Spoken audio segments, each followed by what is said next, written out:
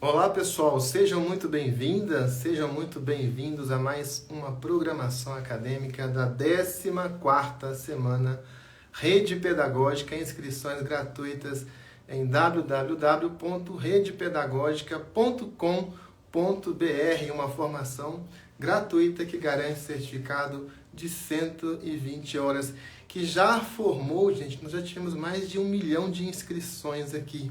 Só na terceira semana Rede Pedagógica foram mais de 160 mil inscritos. É um grande processo de aprendizagem em rede a semana Rede Pedagógica. Quero mandar um abraço aqui, para Duarte 6566, para Joana Dark Ferreira Ferreira, para André Xavier 6164. E nós estamos aqui hoje com o minicurso Liderança Inteligente com Homero Reis. Já vou introduzir aqui o professor Romero, uma pessoa muito querida e muito preparada, que vai fazer desse grande, importante e edificante mini curso. Pessoal, nós já lançamos aí as inscrições para a 15ª semana Rede Pedagógica. Para se inscrever, www.rpad.com.br. Olá, Homero, tudo bem? Tudo bom. Agora consegui entrar de novo. Tudo jóia. Pegando um gancho aqui na sua última live, de uma das citações, uma das referências que você faz, Homero, a 15ª semana Rede Pedagógica é um tema que vem sendo aí discutido, vem sido ventilado nos eventos anteriores, e que agora vai ser o objeto central da 15ª semana Rede Pedagógica, que acontece no período de 11 a 15 de outubro deste ano. O tema é infância. E você falou que nós não podemos ser ingênuos, né? Então, o que nós podemos, Homero, aprender com as crianças assim de início? É, eu diria assim, nós somos crianças a vida inteira, né? Às vezes a gente disfarça porque a gente acha que não deve ser. Mas eu diria assim, uma das coisas que me chama a atenção é a espontaneidade, né? Isso é um dos fenômenos mais incríveis da infância, que é a espontaneidade. O segundo fenômeno incrível que a gente precisa aprender com as crianças é a capacidade de se deixar encantar. As crianças se encantam com muita facilidade pelas coisas mais simples, né?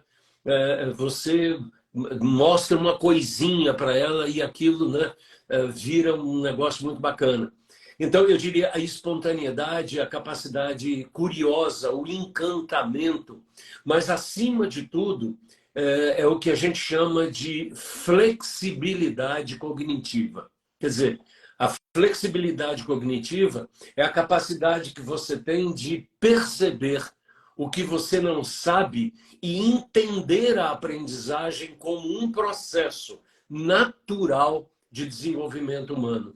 Então, o Piaget dizia uma coisa interessantíssima. Piaget, num livro chamado Nascimento do Juízo na Criança, ele diz assim, as crianças, abre aspas, não brincam, elas constroem a sua cosmovisão da vida. Então, quando uma criança está brincando na visão do adulto, o que ela está de fato fazendo é construindo um conjunto de possibilidades mentais, né? Então, essas coisas me chamam a atenção. E, por último, como eu estudo a questão da inteligência relacional, as crianças brigam e fazem as pazes muito rapidamente, né?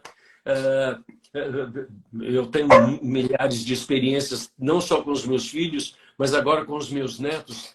Eles brigam, 30 segundos depois eles estão os maiores amigos de novo. E a gente vai ficando adulto, a gente vai aprendendo a guardar ressentimento, a viver a partir da resignação, a entrar em estado de ansiedade, a viver em um processo beligerante de desenvolver princípios persecutórios, achar que vivemos num processo de vitimização, e o que é pior, né?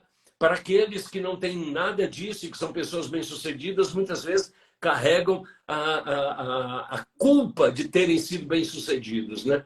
Então, eu acho que as crianças, se a gente for honesto e as observar, elas têm muito mais a ensinar a nós do que nós presumivelmente imaginamos que sabemos. Nossa, que legal, viu, Melo? Você falou basicamente quase tudo. Muito legal mesmo a sua exposição, né? Realmente, a criança, gente, com a sua flexibilidade cognitiva, realmente é um tema que completa esse tema da liderança pelo seguinte. Homero, você citou aí literatura bíblica, citou religião. Eu já estive a pensar numa situação. Você imagina, um personagem da literatura bíblica que você cita se chama Judas. Uhum. Ele é muito próximo de uma liderança muito forte, talvez uma das mais fortes, ou a mais forte da história. Uhum. E mesmo assim, ele não foi impactado.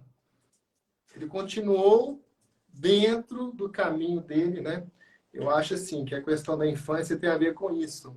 Essa flexibilidade cognitiva, não é mesmo? Que também aparece em Sócrates, né? Que vai dizer, só sei que eu nada sei. Uhum. Então, não basta ter a liderança, é preciso também que do outro lado as pessoas estejam também dispostas a se conectar, não é mesmo, Homero? Eu diria para você que tem muita coisa aí nesse processo.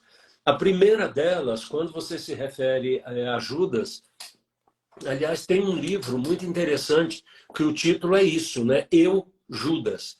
É um livro, teoricamente, foi escrito pela Taylor Caldwell, que é um livro que narra a partir da mãe de Judas, né? Isso obviamente uma obra de ficção baseada em algumas pesquisas que ela fez.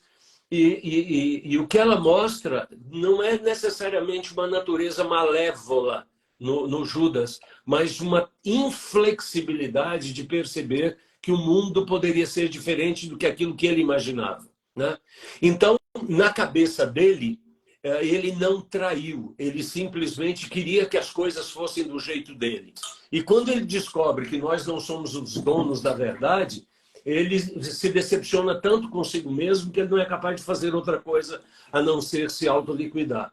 Então, esse é um cuidado que a gente precisa ter nas nossas relações de educação, que é para mostrar para as pessoas que o que você pensa, o que você crê, o que você imagina, não é verdade absoluta, não é a única possibilidade, não é a melhor possibilidade.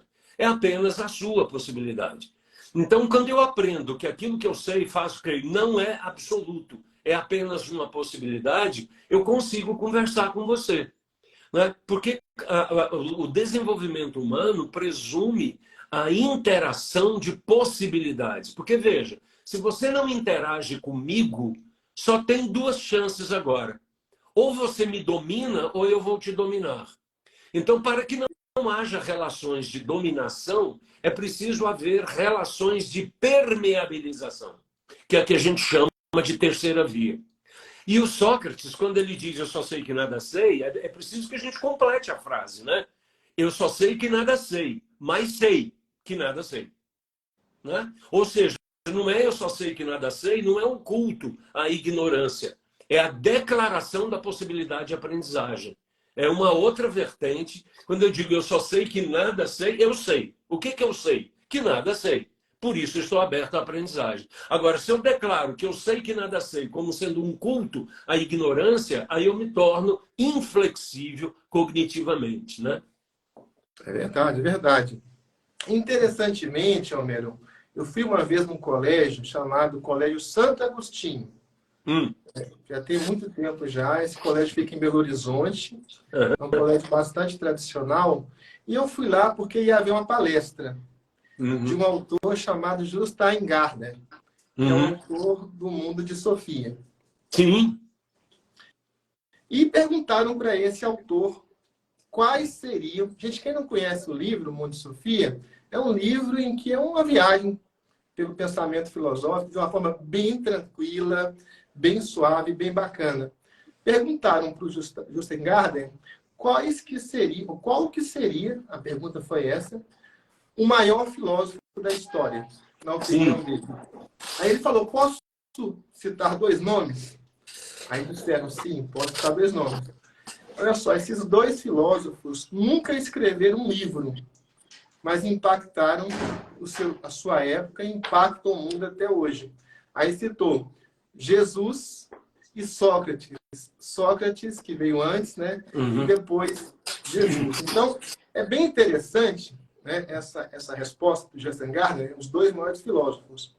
E se nós pensarmos agora com o Max Weber, uma coisa interessante, que ele fala, a liderança, realmente o processo de liderança, ele acontece muito no campo religioso em torno de figuras carismáticas, como foi o caso de Sócrates e como foi o caso de Jesus.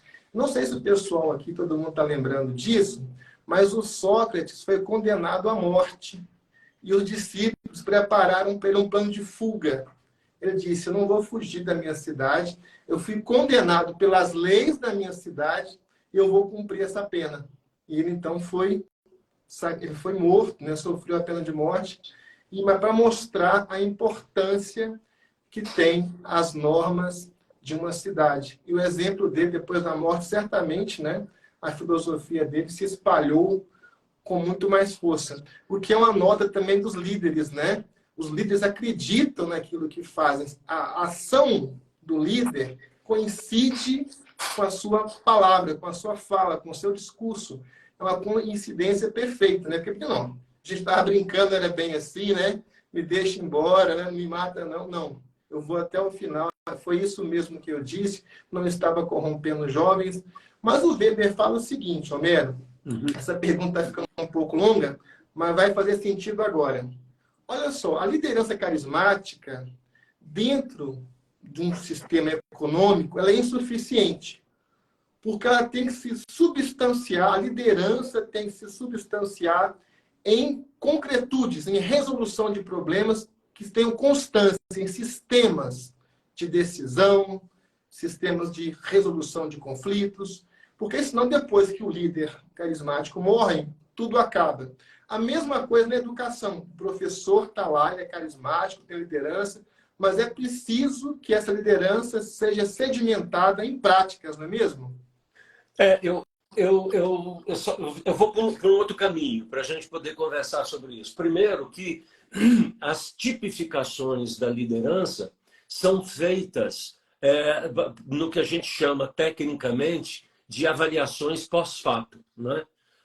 Ou seja, acontece um fenômeno e você tipifica esse fenômeno dando a ele um título qualquer.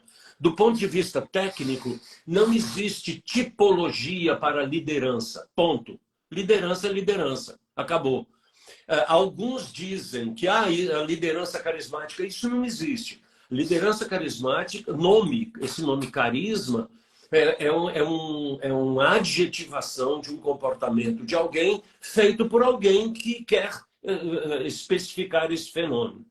Mas se a gente tira essa tipificação, liderança democrática, liderança autoritária, liderança carismática, liderança humanística, isso são atributos absolutamente desnecessários para o exercício da liderança. Liderança é um fenômeno de inspiração baseado num processo de identificação de um conjunto de seguidores a partir das suas demandas e expectativas com as proposições de alguém que está imiscuído naquela sociedade ou naquele grupo social, né? Então, quando você coloca isso, a liderança ela não é um elemento personalizável. Ela é um elemento identificável cujo legado transcende a si mesmo. Ou seja, vou usar aqui uma expressão técnica, né? A liderança é muito maior do que o líder. A liderança é muito maior do que o líder. Jesus foi-se, e estamos aí vivendo sob a inspiração dele.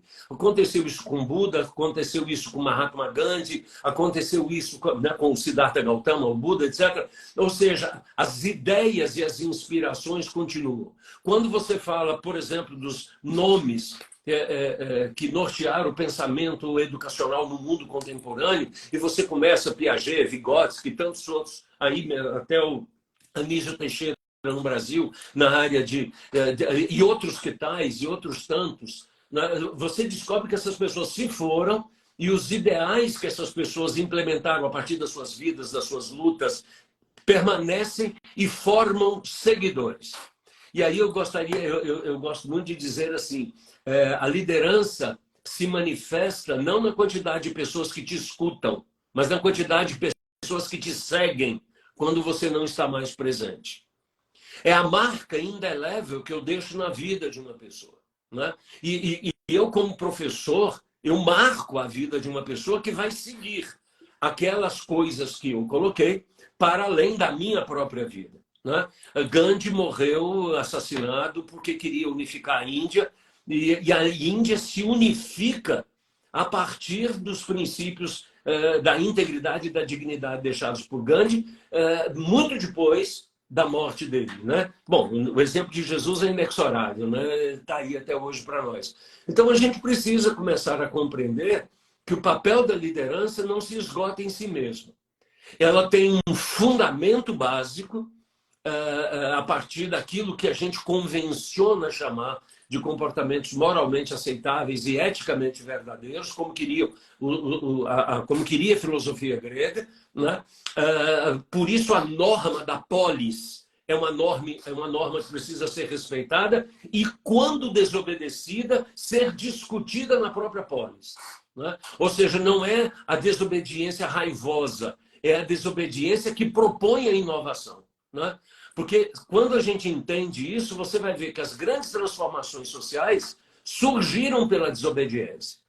Quando nós libertamos os escravos, por exemplo, foi-se criado um princípio, onde as pessoas disseram, olha, vamos libertar os escravos. O cara diz, não pode, porque a lei não permite.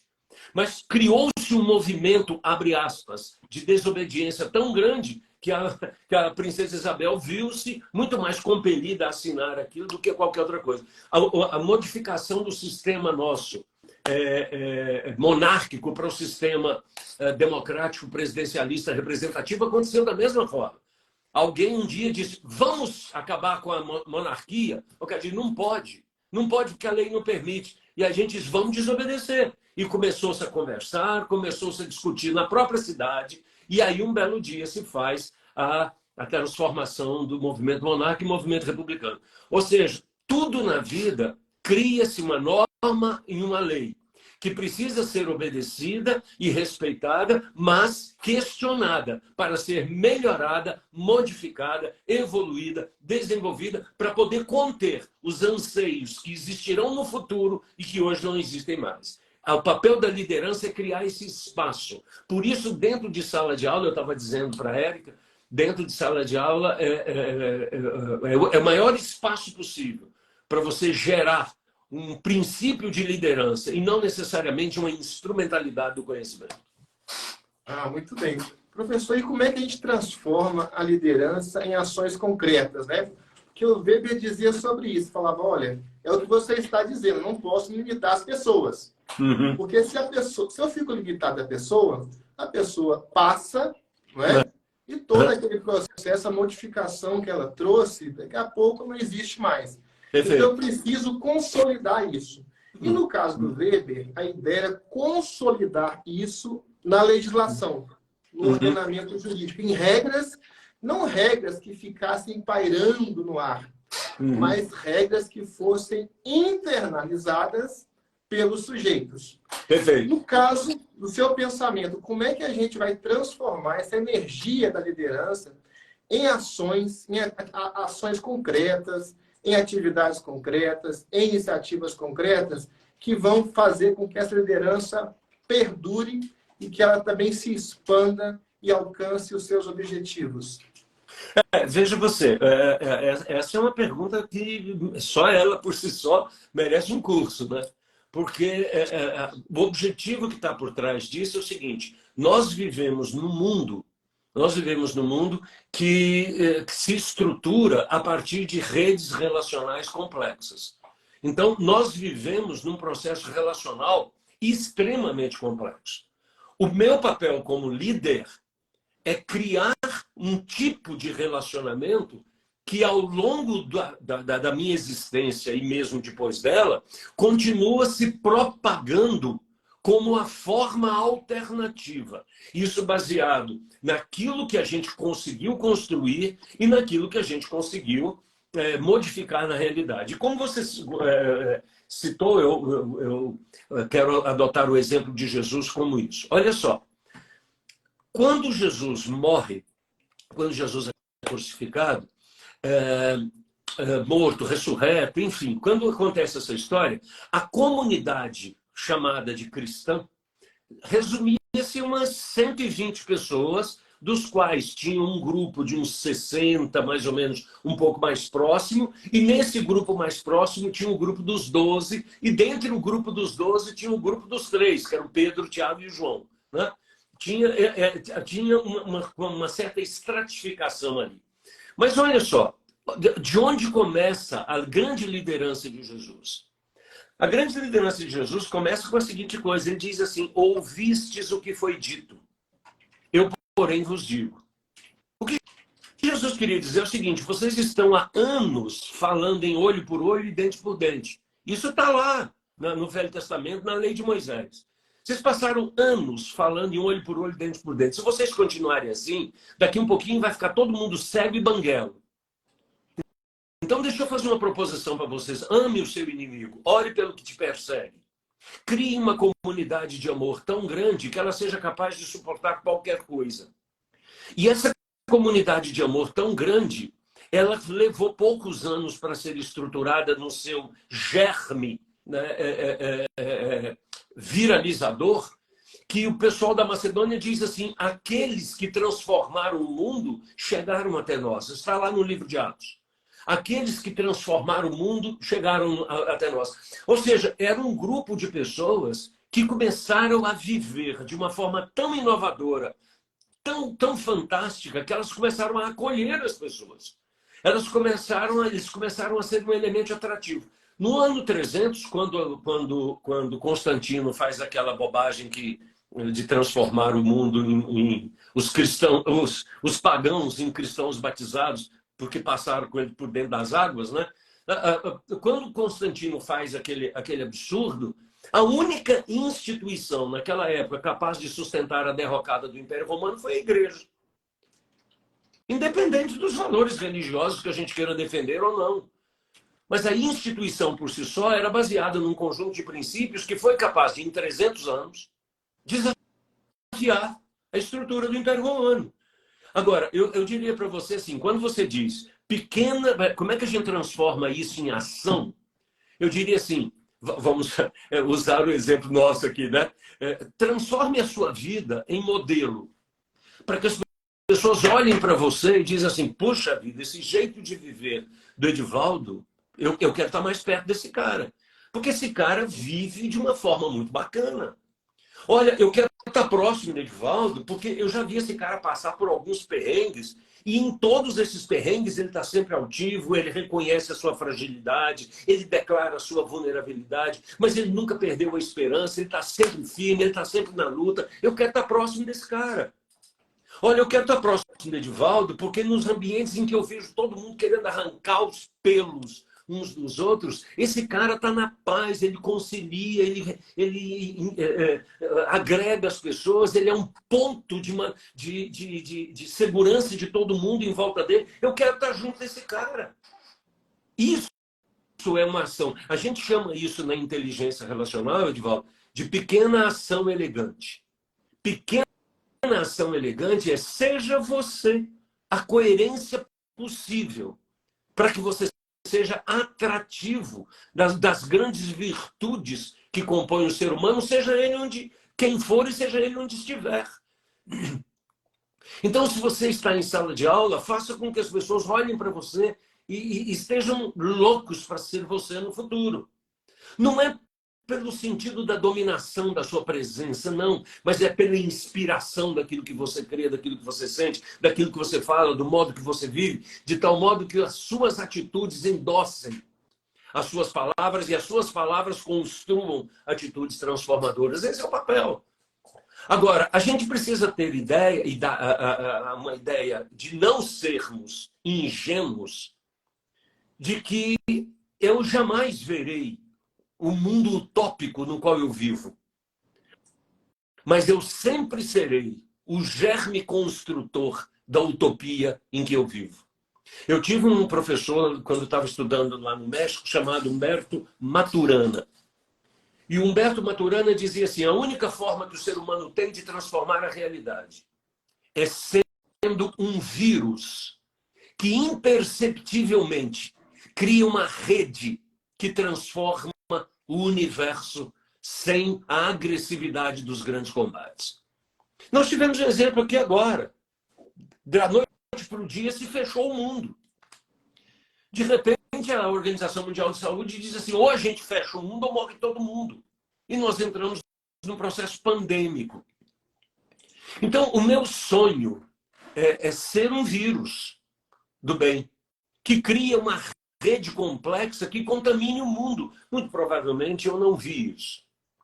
Pedro não viu a igreja. Jesus não viu esse movimento, utilizando a dimensão humana dele, né? Não viu. Eu diria assim, né? Santos Dumont não viu o avião que nós temos hoje. Ele viu 14 bis, mas ele sabia que o vírus da novidade estava instalado na mente humana. É possível voar. E ele não tinha a menor ideia de que nós iríamos voar em Mach 10. Ele não tinha a menor ideia de que nós iríamos para a Lua, nem para Marte, nem para Júpiter. Mas ele sabia que aquele vírus do 14 bis estava implantado na mente humana. É assim que o professor atua, é assim que os líderes atuam. Gandhi não viu a unificação da Índia, mas viu o vírus inoculado de que a Índia precisava ser unificada. Muito bem, professor. Muito bem. A Jana Casana está pedindo para você explicitar um pouco mais o que seria o líder na escola. Seria o professor? Seria o diretor? O que seria o líder na escola, professor? Eu falei isso na conversa com a Érica, porque foi logo nos primeiros 3 ou 4 minutos da nossa conversa, foi assim: liderança e gestão são duas coisas distintas. Gestão é um fenômeno burocrático institucional, né? O diretor, o coordenador, o chefe, o gerente, o presidente, isso são funções burocrático-institucionais, né? O conselho de administração da escola tal, no uso das suas atribuições legais, conforme reza o estatuto da comunidade, resolve nomear o senhor Edivaldo presidente da unidade tal de educação. Isso é um cargo de gestão. Liderança é um fenômeno social. Qual foi o cargo de Jesus? Qual foi o cargo de Gandhi? Qual foi o cargo de Buda? Essas pessoas não tinham cargo, elas não tinham papel, posição social definida dentro da hierarquia institucional. Mas elas eram pessoas que inspiravam as outras pessoas. Então, quando a pergunta é quem é que é o líder dentro da escola, é aquele que inspira. Não importa se ele é diretor, espera-se que seja o diretor, mas não necessariamente. Eu conheço muito diretor que é excelente na gestão, mas um péssimo líder. Não inspira ninguém, mas sabe fazer uma planilha como ninguém também. Eu conheço muito diretor que segue as normas direitinho, mas não é capaz de inspirar ninguém, de dizer: olha, quando eu crescer eu quero ser igual a esse cara. E eu conheço muita gente que não tem poder institucional nenhum, e você vai atrás dele. Eu quero ser esse cara. Eu quero ser esse cara. Quando eu crescer, eu quero ser isso. Eu quero viver a vida que essa pessoa vive, né? Então, veja, a liderança ela se manifesta a partir do momento que a minha vida está a serviço da comunidade a qual eu participo e eu começo a correr os riscos, fazer as proposições, criar as pequenas ações elegantes, mostrar-me como alguém disposto a construir o bem do grupo social. Aquele que verdadeira e intensamente cria razões de existir para si e para os outros. Esse é o líder. Se ele vai ser o diretor ou não, eu não sei. Né? Espero que alguém tenha a sensibilidade de juntar as duas coisas. Né? Mas a liderança é esse papel. Eu conheço muitos dos meus alunos eram líderes, pessoas que inspiravam, que mobilizavam, que articulavam, que agregavam. Né? Eu acho que eu conheci muita gente assim, que nunca teve cargo, que nunca teve posição, mas sempre inspirou, orientou e definiu processos na vida dos outros. Muito bem. Estamos aqui com Homero Reis nesse minicurso muito bacana, Liderança Inteligente. A 14ª Semana Rede Pedagógica com o tema Liderança está se encerrando hoje. A parte ao vivo que vai ter nas próximas semanas, aí vamos ter ainda muito conteúdo sendo liberado, discutido, debatido nas redes sociais. Mas hoje é o último dia de programação acadêmica ao vivo. Estamos aqui com esse privilégio de ter o professor Homero Reis neste encerramento. Para se inscrever, é só você ir em www.redepedagogica.com.br. Eu vi uma história uma vez que foi a seguinte. Ouvi essa história, na verdade, Homero. O Bill Gates foi, né, numa universidade, acho que foi em Harvard, para falar para um grupo de alunos, de estudantes de Harvard. Nós sabemos aí que Bill Gates é um dos homens mais ricos do mundo, fundou a Microsoft, está por trás, gente, também é uma das figuras por trás da revolução da inteligência artificial, que eu sei que o Homero gosta bastante, né? Ele é um dos financiadores do ChatGPT. Mas então, assim, ele foi numa escola, é um líder inspirador. É interessante porque ele nem chegou a concluir o curso de matemática dele em Harvard. Ele montou a empresa, a Microsoft, na garagem dele com um colega, e a empresa virou, né, uma das maiores potências do mundo. Então ele foi dessa palestra para os alunos e já chegou falando de cara. Olha para você ver, Homero. Eu quero dizer uma coisa para vocês. O mundo não é justo. O mundo não é justo. E isso me remete a uma dicotomia que aparece no autor inglês chamado Anthony Giddens, que é agência e estrutura. A agência seria a pessoa, o sujeito, o indivíduo, e a estrutura, o conjunto de restrições que você encontra na vida. As normas, né, morais, legais, as outras condicionantes todas. A estrutura, o que está posto para fora do indivíduo e que restringe a ação do indivíduo. Basicamente, quando o Homero fala aqui, gente, desobedecer, é desafiar essa estrutura. É a agência desafiando a estrutura. Para quê? Para tornar a estrutura melhor. E também acontece às vezes, né? Pessoas que querem transformar a estrutura pior, porque está se dando bem nela, né? A estrutura ela é totalmente assimétrica. Até a linguagem, pessoal, faz parte da estrutura. E a linguagem beneficia, por exemplo, o homem, a pessoa branca, a pessoa rica, não é? O americano em detrimento do brasileiro.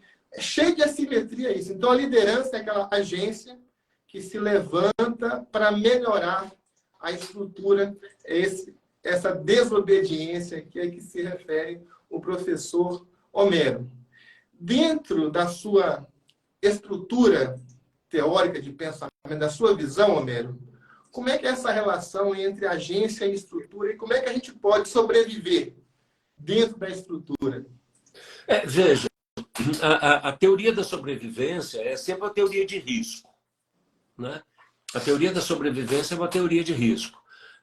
Na medida que, na Revolução dos Bichos, do Oswald Orwell, ele diz assim, as pessoas dizem, todos os bichos são iguais. Ele diz, pois é, mas tem os mais iguais. Né?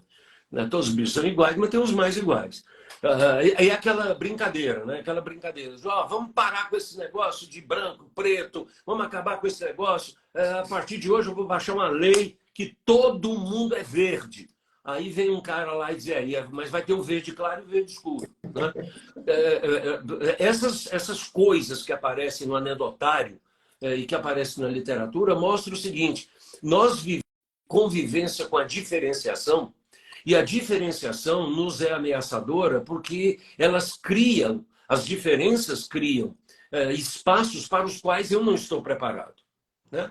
Então, veja, eu não estou preparado para conviver com aquilo que não sou eu. Entende? Então, quando você entende a teoria da vida como sendo uma teoria de risco, nada garante que você estará vivo amanhã. Então, viver amanhã é um risco. A pergunta que a gente vai fazer, então, é como é que eu agora me estruturo para viver melhor o amanhã, né? O pressuposto básico é como é que eu me estruturo para viver amanhã de uma forma que eu corra menos risco. E é por isso que eu me preparo, vou ao médico, faço ações preventivas, porque eu quero diminuir a minha possibilidade de risco. Se você pega esse mesmo raciocínio e transforma esse raciocínio num mecanismo de interpretação do fenômeno social, a gente começa a perceber é o seguinte: o que é que eu desejo que aconteça no mundo de forma mais saudável? Então, eu crio a minha utopia. E ao agir na direção dessa utopia, eu estou mexendo com as agências que estão regulando o mundo. E isso põe em risco a minha vida. Tanto é que Buda morreu assassinado, envenenado, o Gandhi morreu assassinado, Jesus morreu assassinado, Tiradentes morreu enforcado e por aí vai. E todos os grandes líderes, na maioria deles, tiveram finais absolutamente trágicos, mas as ideias dessas pessoas transpuseram os limites das suas idades e das suas vidas. Então, a questão que está agora é assim: a liderança se fundamenta na capacidade de você ousar ser melhor a partir da sua própria utopia.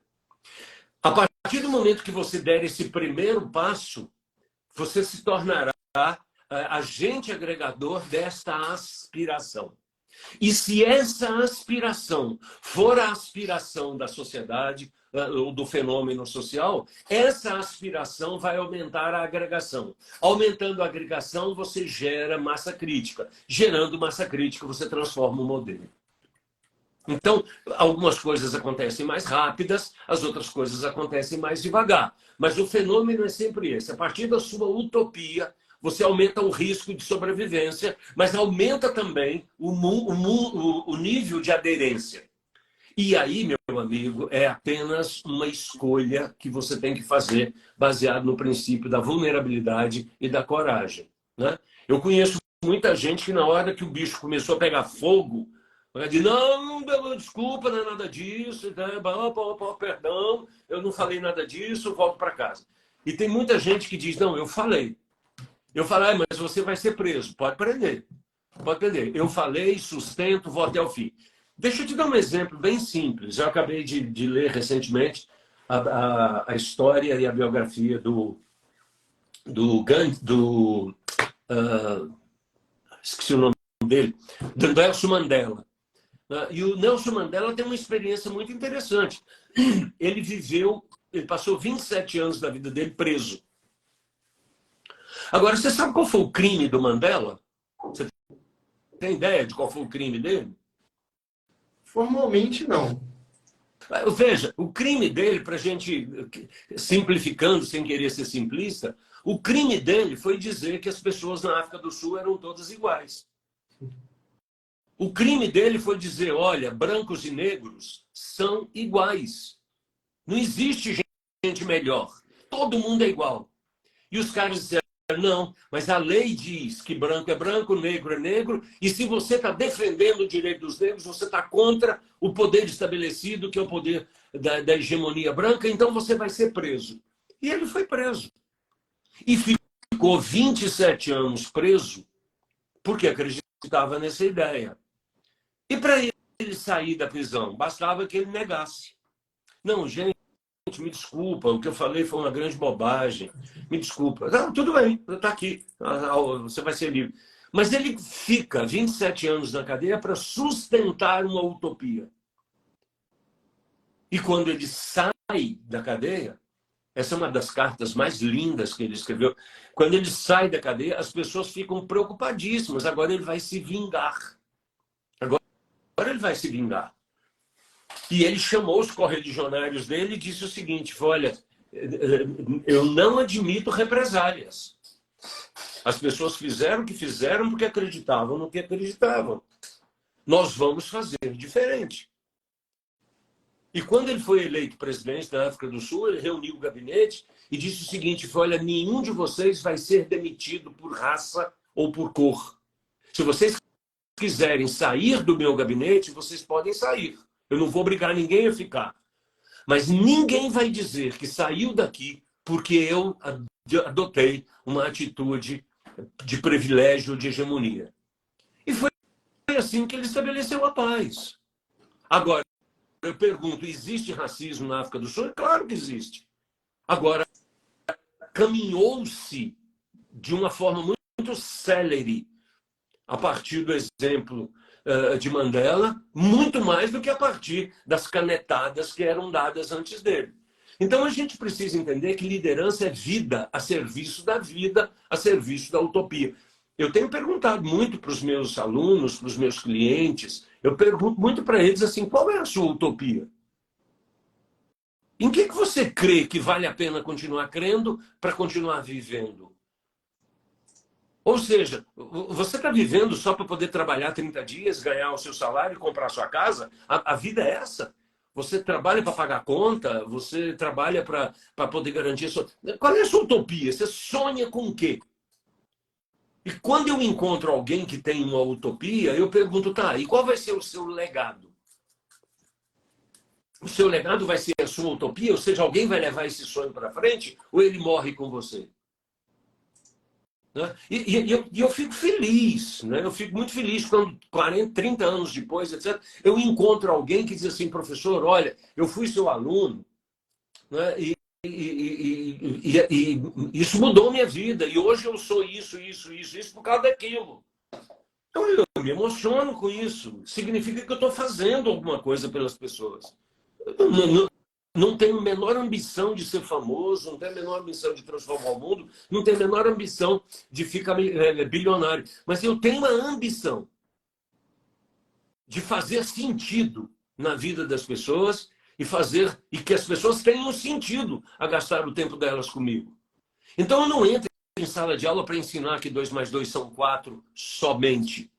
Eu entro em sala de aula para mostrar para as pessoas que vale a pena ter um sonho, ter um legado, ter uma utopia e que vale a pena morrer por isso. E aí as pessoas perguntam, e quando é que você quer morrer? Eu digo, o dia que eu parar de sonhar com essas coisas. Aí eu acho que eu não tenho mais nada a fazer. Ok, esse é o grande desafio. Muito legal. E essa questão do sonho aparece muito forte no Martin Luther King, né?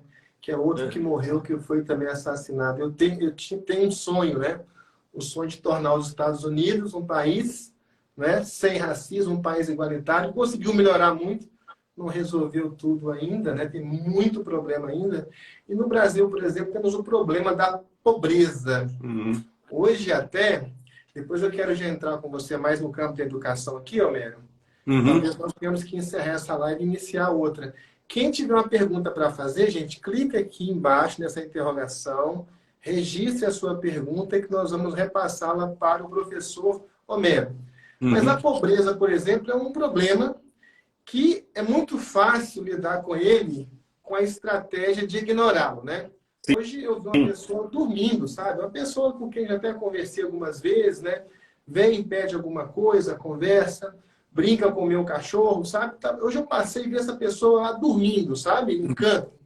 Realmente é uma coisa que me chocou bastante, sabe? A pessoa estava ali, uma pessoa, né? Uhum. Que tem identidade, CPF, né? Que tem uma história, tá ali dormindo num canto, no chão, né? É uma coisa realmente chocante. Os líderes, né? Os líderes, né? Quando vê um problema como esse no Brasil, a pobreza, não dá para ignorar um problema como esse. É um problema que precisa ser, primeiro, considerado, né? Admitido. Sim. Temos que admitir que ele existe. E alguma coisa tem que ser feita. E muitas vezes, Homero, assim, sendo um pouco transparente com você, tá sendo um pouco até objetivo demais, a gente vê que os políticos, às vezes, querem fazer plataforma em cima disso, né? Muitas vezes, né?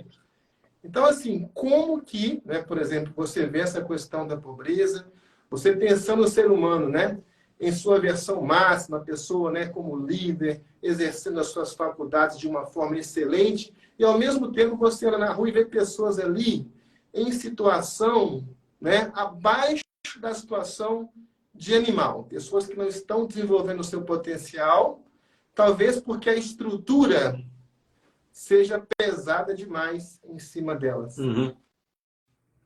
Eu diria para você assim, a pergunta que a gente precisa fazer é o que eu faço com aquilo que excede? Então, eu fico vendo as pessoas dizendo assim, eu estou me sentindo entediada. Eu digo, tá, arruma o que fazer, que você vai ver que o tédio passa, né? O tédio passa. A pergunta que está por trás disso é em que medida eu sou capaz de compartilhar a minha vida? E aí você chega em situações interessantes. Por exemplo, eu tenho a impressão que R$ 500 para nós que somos classe média, né, por mês não é lá um grande valor que nos assuste. R$ 500.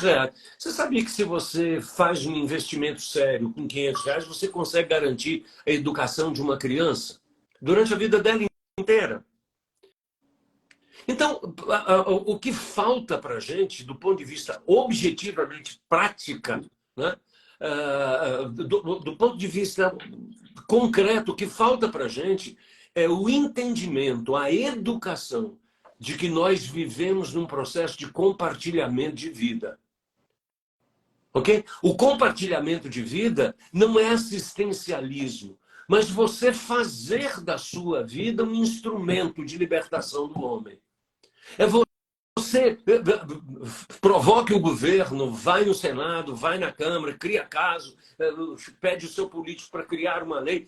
Está tudo certo por esse caminho, mas, por outro lado, tome iniciativas comunitárias. Quantas iniciativas comunitárias nós temos? Participe de iniciativas comunitárias para poder fazer com que esses indivíduos tenham a chance. Nós tivemos aqui, há um tempo atrás, um caso contado por um amigo meu. Eu moro atualmente em Curitiba e para você ver que coisa. Em Curitiba foi feito um levantamento recentemente para mostrar o seguinte: as pessoas, os moradores de rua que estão aqui, a maioria deles não sabe dos aparelhos sociais disponíveis. Então, olha só que coisa interessante. Esse amigo meu saía de casa todo dia e num cruzamento aqui na cidade encontrava uma senhora pedindo ajuda e encostado no canto, no muro, tinha lá uma criança que a acompanhava nesse processo. E ele passa e a mulher pede esmola, no outro dia a mulher pede esmola, um dia ele parou. Num dia ele parou e foi lá conversar com ela. E ele disse, quanto a senhora ganha aqui? Ela disse, eu ganho R$ 500 por mês aqui pedindo. Ele disse, a senhora sabe que a senhora poderia ganhar 2 salários mínimos? Ela diz, não, mas eu não posso porque eu tenho um filho. Diz, e por quê? Porque o meu filho não está na escola. Mas por quê? Porque ele é deficiente. Moral da história, ele sentou com essa pessoa, levou para uma instituição, mostrou para ela, nós temos aqui um programa social que vai buscar seu filho na sua casa, vai levar para a escola, vai trazer da escola, levar para sua casa com isso, você tem direito a 2 isso, 2 aquilo, 2 aquilo. Ou seja, né? Foi uma pessoa que resolveu parar 1 hora na vida dela para dar uma informação que mudou a vida da outra pessoa. É óbvio que tem aquelas pessoas que querem ficar do jeito que estão. Isso também é fato. E a gente não pode ser ingênuo. Mas a brincadeira que eu gosto de desafiar a mim mesmo e as pessoas com as quais eu lido é desafiar no sentido de dizer o seguinte: seja alguém que comunitariamente consegue agir e não alguém que vive em função de si mesmo. Sabe? Não alguém que vive... O que eu preciso é pegar tudo para mim, né? É pegar tudo para mim. Eu preciso ter uma poupança maravilhosa, uma casa maravilhosa, um carro maravilhoso, isso maravilhoso. Eu preciso ter muito, eu preciso ter tudo. Tá, você precisa ter qualidade de vida, eu concordo com você. Mas aprenda a dividir, aprenda a compartilhar, principalmente a sua inteligência, a sua possibilidade, a sua visão de mundo, porque é isso que transforma. Dê chance para as pessoas. Eu tive uma empregada que trabalhou comigo durante muitos anos, parou de trabalhar porque eu mudei aqui para Curitiba. Quando ela entrou na minha casa, ela era analfabeta. Quando ela saiu da minha casa 10 anos depois, ela estava fazendo um curso de técnica de enfermagem. Ela aprendeu a ler, ela aprendeu a escrever, ela aprendeu a fazer um bando de coisa, ela criou inspiração na vida, começou a estudar, começou a viver o sonho dela, vai ser uma técnica de enfermagem. O que eu fiz? Nada. Eu simplesmente a inspirei. Eu digo, olha, não seja apenas alguém que levanta de manhã, trabalha, paga a conta e dorme. Tenha sonhos. E ela começou a aprender, começou a estudar, começou a fazer um bando de coisa e transformou a vida dela. Faça isso. Seja vida, serviço da vida. Compartilhe as oportunidades que você teve. Ensine as pessoas que existem alternativa. Faça com que as pessoas sonhem. E faça com que as pessoas corram atrás desse sonho e propicie a elas esses caminhos. Você não precisa fazer muita coisa. Faça a parte que te cabe. Eu gosto de dizer assim, eu não vou transformar o mundo, mas pretendo transformar a vida de quem entra em contato comigo. Muito bem. Que bom que estamos aqui em contato com o professor Homero Reis. Está aqui no minicurso Liderança Inteligente. Bem bacana. Olha, tem perguntas chegando aqui. Eu quero aqui fazer aqui um comentário da Raila. Eu acho que é Railane, né? Railane Menezes, isso. Railane Menezes. É um nome com R-A-Y-L-A-N-N-E. Nome bonito aqui, o nome da Railane Menezes. Em que momento você percebeu que se tornou um líder? Em que momento que a sua ficha caiu, hein, Homero? Sabe que eu não sei, cara. Eu tô aqui tentando invocar a memória. Eu realmente não sei. Eu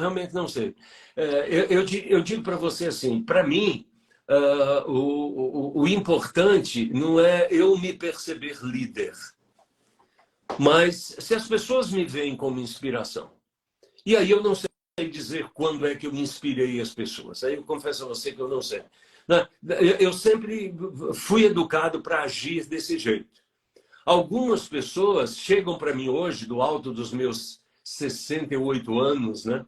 Do alto dos meus 68 anos, algumas pessoas chegam para mim hoje e dizem, professor, olha, eu fiz um curso com você lá em 1980, etc. Você, né, e você fez isso, fez aquilo outro, e isso, eu mudei minha opção na universidade, mudei minha opção no trabalho, e hoje eu faço isso, faço aquilo. E aí eu fico muito feliz, né? Mas eu não confesso a você que eu não tenho a pretensão do título. Se as pessoas acham que eu lidero, ok, obrigado, sigamos juntos, porque a minha intenção não é estar à frente de ninguém, mas estar junto com todos, né? Muito bem, perguntar aí qual que é o Instagram, né, do Romero, do Homero, para segui-lo, Homero.Reis. Porque eu misturei Homero com Reis aí, ó. Homero, e que nome grandioso, né? Até brincou aqui, até brincando. Olha, o pessoal que quiser me seguir, na bio, a bio aqui do Instagram é @homero.reis. Isso, Homero.Reis. Você me segue aí à vontade. Eu vou ficar muito contente da gente poder compartilhar um pouco das nossas experiências, né? Nós até brincamos aqui, uma live homérica. Para não dizer hercúlea, né? E tem até Reis no nome, gente. Gente, agora vamos fazer aqui uma pergunta para o Homero sobre educação, né? Porque a maior parte das pessoas que estão acompanhando são pessoas que estão cotidianamente militando na educação. E é um espaço maravilhoso para exercer liderança, não é mesmo, Homero? Ainda mais com relação à criança. Gente, esse tema da 15ª semana, o tema infância, é algo fundamental. E quem lida com crianças, seja o professor da educação infantil, dos anos iniciais, os pais de crianças, né? Os gestores escolares, é uma grande responsabilidade, porque é uma fase em que essas influências são determinantes. a pessoa está em desenvolvimento, né? E a influência que ela recebe, se é ruim, né? Ou se é boa, será determinante para a sua vida toda, não é mesmo, Homero? É, eu diria a você assim, é,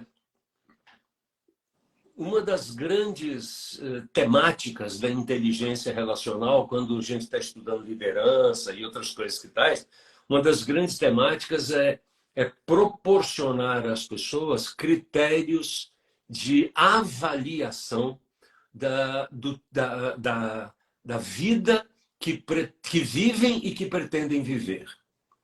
Né? Porque, veja você, o que é bom e o que é ruim, do ponto de vista absoluto, não existem.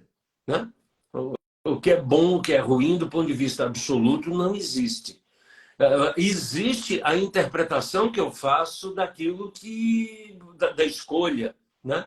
Que eu fiz sobre qualquer coisa. Então, por exemplo, eu conheço situações em que foram absolutamente traumáticas. E, passado algum tempo, essa situação traumática serviu de exemplo para a pessoa justificar o seu crescimento, a sua mudança de vida, a sua aquilo, isso, aquilo. Para dar um exemplo prático disso, é o seguinte: eu tinha um amigo que era aquela coisa assim, né, você não consegue falar com ele, porque a agenda dele, né, são 300 coisas para fazer no mesmo horário, e você não tem tempo para conversar, não tem tempo para fazer. E o cara vive num ativismo absoluto, um ativismo. Um belo dia ele quebrou a perna. Né? Quebrou a perna, mas dessas quebradas de perna assim, de respeito. Né? O médico botou ele no hospital com a perna virada para cima e diz: ó, 30 dias com a perna virada para cima, não pode colocar nem perto do chão. Tem que ficar para cima durante 30 dias, senão você nunca mais vai andar na vida, etc, etc, etc, etc. E aí eu fui lá visitá-lo. E aí eu disse para ele o seguinte, falei, cara, mas que tragédia, né? Que tragédia essa coisa de você ter quebrado a perna e agora não pode andar. E diz: Homero, olha, para mim está sendo uma bênção, porque eu não conseguia me parar. Deus me parou. Agora eu tenho que ficar 30 dias quieto aqui. Né? E aí é o tempo que eu vou recuperar a perna, é o tempo que eu vou descansar, é o tempo que eu vou fazer isso, que eu vou fazer aquilo. E aí eu brinquei com ele, eu falei, olha, eu espero que não seja só isso, que você também aprenda a reformular a tua agenda para não voltar a correr de novo, para ter que quebrar a outra perna. Né? E isso me lembra uma historinha, Edivaldo, que eu vou reproduzir aqui rapidamente para você, que aliás está no meu livro Sabedoria, Competência Perdida. O sujeito é um lavrador que vive numa pequena aldeia, todo mundo pobre, e aí um dia, por uma questão de herança, ele ganha de herança um cavalo. Aí leva o cavalo lá para a pequena casinha dele, no meio daquela vila, e as pessoas viram para ele e dizem: puxa, mas que cara de sorte você é, hein? Porque todo mundo aqui trabalha com base na própria musculatura, e agora você ganhou um cavalo. Isso vai te ajudar muito na sua vida. Ele disse: olha, pode ser que sim, pode ser que não. Pode ser que sim, pode ser que não. Mas está tudo bem. Né? Aí, um belo dia, o filho dele monta no cavalo e sai correndo pelo campo, cai e quebra a perna. Aí o pessoal se reúne e diz: puxa, que tragédia, né? Que você agora, né, o seu filho montou no cavalo e quebrou a perna, etc. Que coisa ruim, né, cara? Isso, ele diz: olha, pode ser que sim, pode ser que não. Passou mais 1 ou 2 semanas, o filho com a perna quebrada estava lá de cama quando veio os recrutadores levando o menino para ir para a guerra. E o menino não foi convocado para ir para a guerra porque estava com a perna quebrada. Aí o pessoal reúne e diz: ó, como você é sortudo, né? Seu filho está com a perna quebrada, não vai para a guerra. Né? Ele diz: pode ser que sim, pode ser que não. Aí os filhos deles vão para a guerra, ganham a guerra e voltam trazendo os despojos. E aí viram para ele e diz: olha, você é uma